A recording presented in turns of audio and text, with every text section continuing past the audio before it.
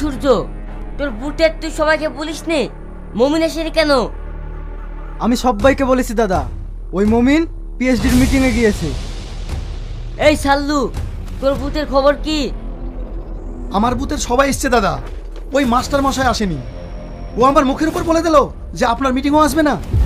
দাদা, এর একটা কিছু করেন। ঠিক আছে, তোদের কোনো চিন্তা নাই, যা করার আমি করছি। আর হ্যাঁ, পঞ্চায়েতে কিছু সুলা কম এসছে, আজকে যারা মিটিংয়ে এসছে ওদেরকে দিবি, আর বাকি লোক যেন একটাও না পাই। ঠিক আছে দাদা। আর শোন, ওই মমিনকে উচিত শিক্ষা দিয়ে দিবি, জানে আর কোনো মিটিংয়ে না যেতে পারে। আপনার কোনো চিন্তা নেই দাদা, ওর ব্যবস্থা আমরা করে ফেলবো।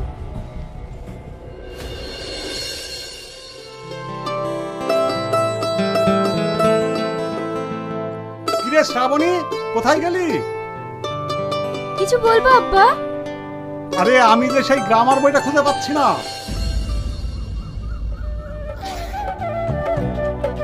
এই বইটা আব্বা? হ্যাঁ, এটা তোর ব্যাগে কেন? কালকে আমি এই বইটা পড়ছিলাম। ও তাই, উঁচু ক্লাসের বই তুই আজকাল নিচু ক্লাসের বই পড়তে ইচ্ছে হচ্ছে নাকি?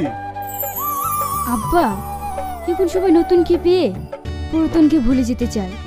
অতীতকে ভোলা ঠিক নয়।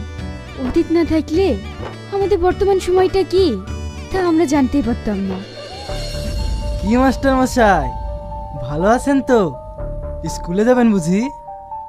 হ্যাঁ বাবা, স্কুলেই বেরিয়েছি। তোমরা কিছু বলবে? কাল প্রধান সাহেব মিটিংয়ে ডেকেছিল, জানি কেন? আমরা মাস্টার মানুষ, ছেলেপিলে নিয়ে সাত ঝামেলায় থাকি, আমাদের মিটিংয়ে গেলে হবে? যার স্কুলে চাকরি করে খাচ্ছেন তার মিটিংয়ে যাবেন না? চাকরিটা থাকবে তো? এই সব তোমরা কি বলছো বাবা? আমি তো চাকরি করি সরকারি স্কুলে। আমরাও তো সরকারের লোক, আমাদের কথা একটু ভাববেন না? তা না হলে স্কুলটাই তো বন্ধ হয়ে যাবে মাস্টারমশাই। খবরদার এরকম কথা বলবেন না। আপনারা জানতো আমার আব্বুকে বিরক্ত করবেন না। কি ফুলটুসি, তুমিও স্কুলে যাবে নাকি? মাস্টার মশাই, আমার কথাটা কান খুলে শুনুন, আপনার মেয়ে কিন্তু একা একা স্কুলে যায়।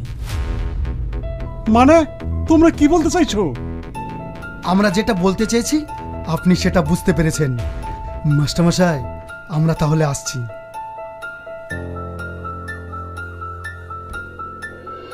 মারে, তুই একটু দেখে শুনে স্কুলে যাস। আচ্ছা ঠিক আছে আব্বা।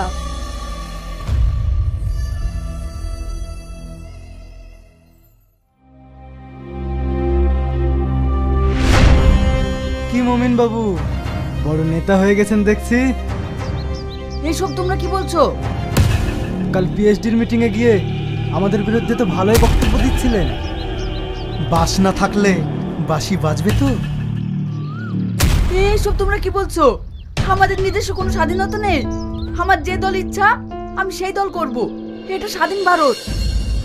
ওই বিশু প্রধানের দল আমি করব না। এই মমিন ভাই যখন আমাদের দল